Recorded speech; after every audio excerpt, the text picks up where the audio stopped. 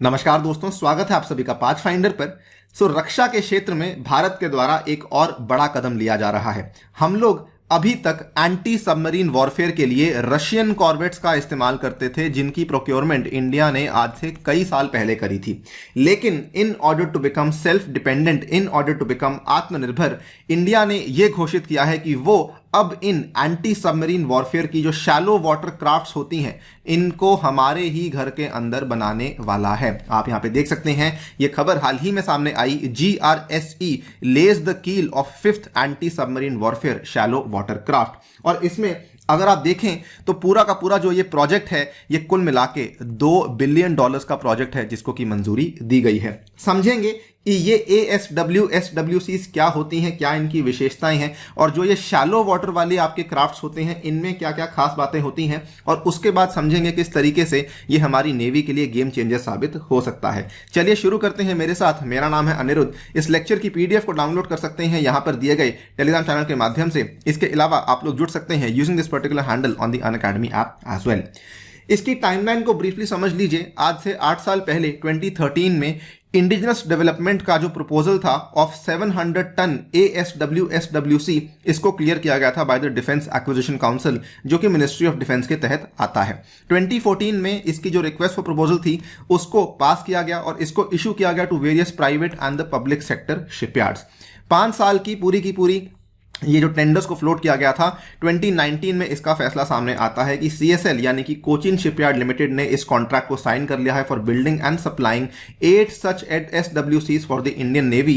And उसके बाद 2019 में ही, इनफैक्ट उसी महीने में, मिनिस्ट्री ऑफ डिफेंस ने 8 और ऐसी ASWs को बनाने का कॉन्ट्रैक्ट GRSE को दे दिया था in collaboration with Larsen and Toubro. आप यहां पे देख सकते हैं कि कुल मिला के जो 16 आपकी ASWs बनने वाली हैं, जिनका पूरा का पूरा खर्चा मिनिस्ट्री ऑफ डिफेंस के लिए $1.9 बिलियन का आने वाला है। इसमें 8 वॉरशिप्स CSL यानी कि कोचिन शिपयार्ड लिमिटेड बनाएगा, और बची हुई 8 वॉरशिप्स जो हैं ये GRSE के द्वारा बनाई जाएंगी।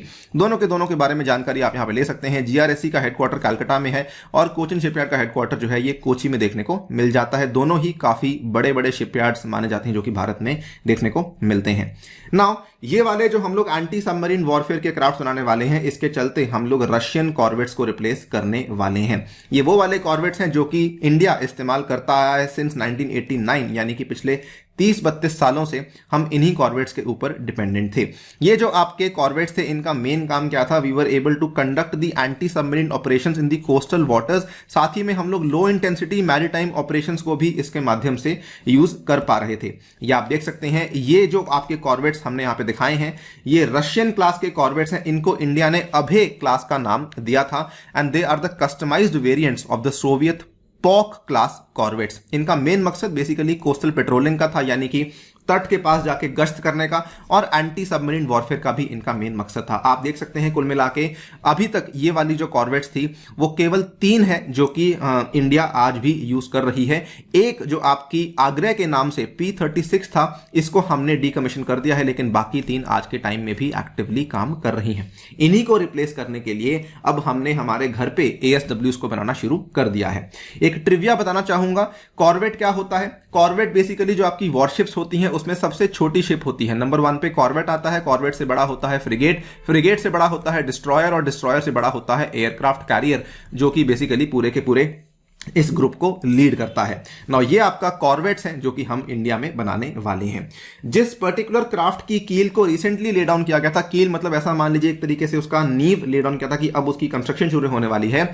It will be able to carry out the full scale subsurface surveillance of the coastal waters. ये केवल एक सर्च अटैक यूनिट की तरह काम नहीं करेगी, बल्कि ये बाकी एंटी सबमरीन वॉरफेयर के जो ऑपरेशंस हैं उसमें कोऑर्डिनेट करने में हेल्प करेगी with various aircrafts as well. तो ये इसमें क्षमता दी गई है कि ये एयरक्राफ्ट के साथ भी कोऑर्डिनेट करने की पोटेंशियल रखता है।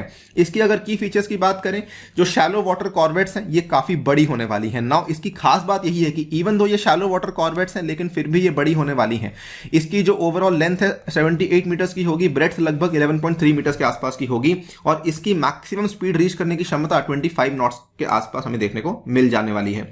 The warships will also be given the ability to travel quickly for shorter periods so that ये सबमरीन्स के साथ कांटेक्ट मेंटेन कर सकें। मान लीजिए इन्होंने किसी पनडुब्बी को डिटेक्ट किया है, नाउ कहीं ऐसा ना हो कि वो वाली पनडुब्बी इनके हाथ से निकल जाए, तो सो दैट कि ये उसके साथ कांटेक्ट मेंटेन कर सके, इसीलिए इसको ये वाली हाई स्पीड का भी फीचर दिया गया है। इसकी टोटल डिस्प्लेसमेंट, जबकि ये शैलो वाटर कॉर्वेट है, टोटल डिस्प्लेसमेंट लगभग 750 टन की होने वाली है।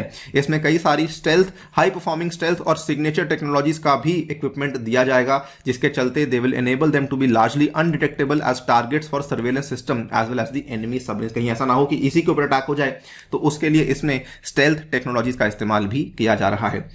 नाउ जो शैलो वाटर वाली क्राफ्ट्स होती हैं, इनको बनाना कोई आसान काम नहीं है, ये काफी मुश्किल चीजें होती हैं। वाई? बिकॉज शैलो वाटर में सबमरीन का डिटेक्शन काफी ट्रिकी होता है।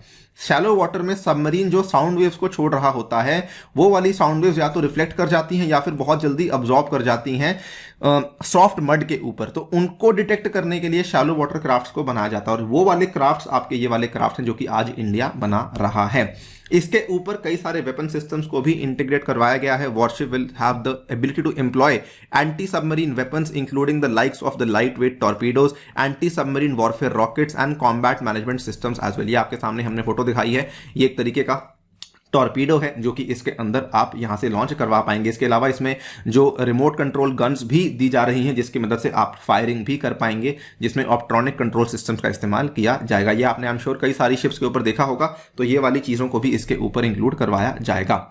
इसकी इंपॉर्टेंस की बात करें, ऑब्वियसली आज के टाइम पे क्योंकि सबमरीन्स के जो वॉरफेयर है वो काफी बढ़ चुका है, इसीलिए एंटी सबमरीन वॉरफेयर में क्षमताओं को डेवलप करना काफी इंपॉर्टेंट बन जाता है। तो इसकी जो इंपॉर्टेंस है वो स्ट्रेटेजिक लेवल पर भी सामने आती है, ऑपरेशनल लेवल पर भी और टैक्टिकल लेवल पर भी सामने आती है।